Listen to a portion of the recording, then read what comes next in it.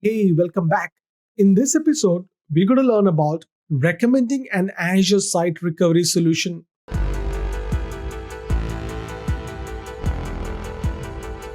First, let's understand the components required for Azure to Azure disaster recovery architecture. The components involved in a disaster recovery for Azure VMs are Azure virtual machines, so one or more Azure VMs in supported source regions, and VMs can be running any supported operating systems as well. And then the sourced VM storage, which is where Azure VMs can be managed or have non-managed disk spread across storage accounts. Then we have the source VM networks. So VM can be located in one or more subnets in a virtual network in the same region. So you need a cache storage account in the source network. So during replication, VM changes are stored in the cache before being sent to the target storage, and cache storage accounts must be standard. The next one is target resources. Target resources are being used during replication and when a failover occurs. Site recovery can set up target resource by default, or you can create or customize them. In the target region, check that you are able to create VMs and that your subscription has enough resources to support VM sizes that will be needed in the target region. When you enable replication for a VM, Site Recovery gives you the option to create target resources automatically. So the target subscription is same as your source subscription.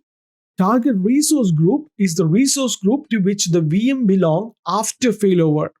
So it can be in any Azure region except the source region.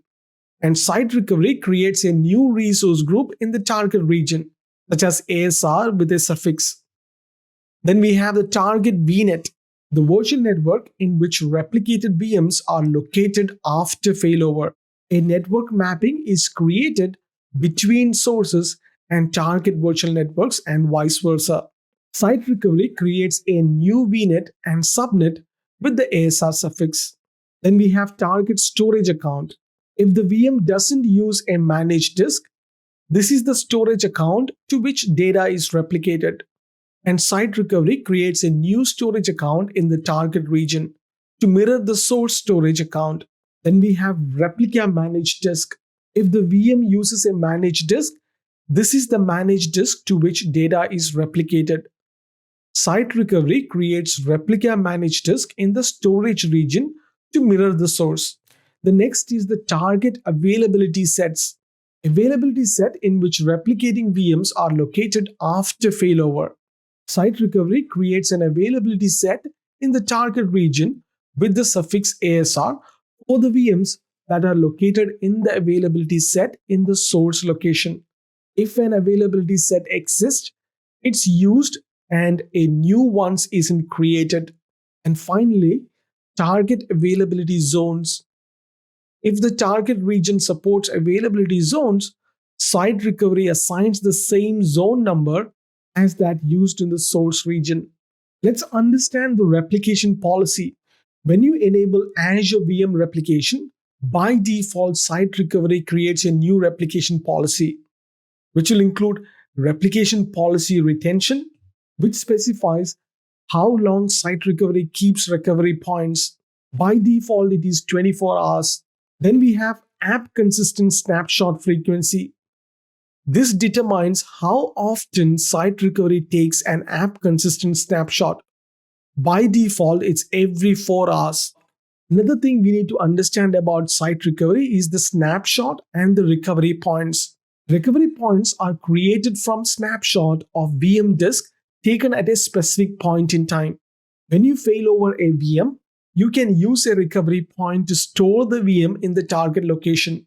When failing over, Microsoft generally want to ensure that the VM starts with no corruption or data loss and that the VM data is consistent for the operating system and for the apps that run on the VM. This depends on the type of snapshot taken. Site Recovery take different types of snapshot with different types of consistency as well. The types of snapshot include crash consistent snapshot, and app consistent snapshots. A crash consistent snapshot captures data that was on the disk when the snapshot was taken. It doesn't include anything in the memory. App consistent recovery points are created for app consistent snapshots. An app consistent snapshot contains all the information in the crash consistent snapshot, plus all the data in the memory and transactions in progress. When you initiate a failover, the VMs are created in the target resource group, target virtual network, target subnet, and in the target availability set. And during a failover, you can use any recovery point. That concludes this episode. In the next lesson, we're going to learn about archive on premises data to the cloud. I will see you on the next one. Until then, take care.